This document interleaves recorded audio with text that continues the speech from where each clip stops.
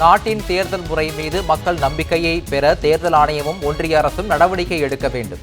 முன்னாள் தலைமை தேர்தல் ஆணையர் SY குரேஷி வலியுறுத்தல்.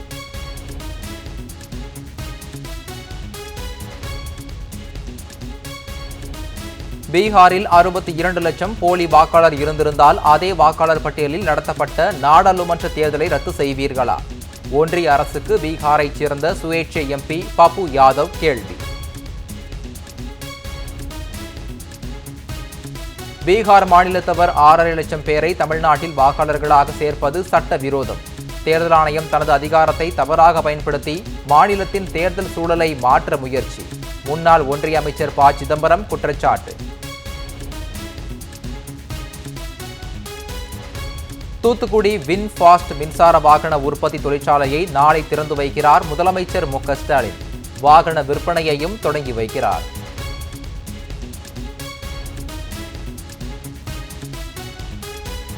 எடப்பாடி பழனிசாமிக்கு மக்கள் ஆதரவும் இல்லை, கட்சியினர் ஆதரவும் கிடையாது.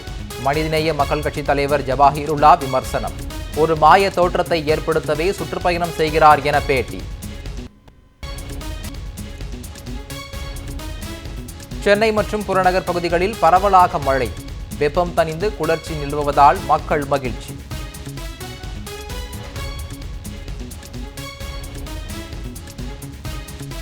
உத்தரப்பிரதேச மாநிலம் பிரயாக்ராஜில் கனமழையால் ஆறுகளில் வெள்ளப்பெருக்கு.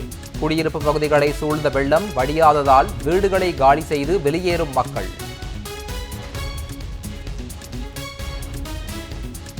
முத்தமிழறிஞர் கலைஞரின் நினைவிடம் நோக்கி ஆகஸ்ட் 7ஆம் தேதி நடைபெறும் அமைதி பேரணியில் கடலென திரண்டு வணக்கத்தை செலுத்துவோம்.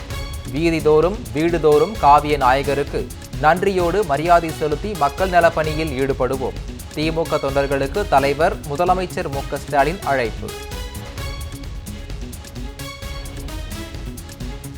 ஒன்றிய பாஜக அரசின் தமிழர் விரோத மனிதகுல விரோத சூழ்ச்சிகளை எதிர்த்து நிற்கிறோம்.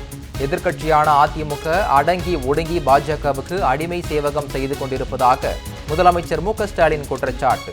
2026 சட்டமன்ற தேர்தலில் 7வது முறையாக திமுக ஆட்சி அமைந்திட உறுதியேற்போம் என்றும் அறைகூவல். விடுமுறை தினத்தையொட்டி குற்றாலத்தில் குவிந்த சுற்றுலா பயணிகள். அருவிகளில் நீராடி இயற்கை எழிலை ரசித்து உற்சாகம்.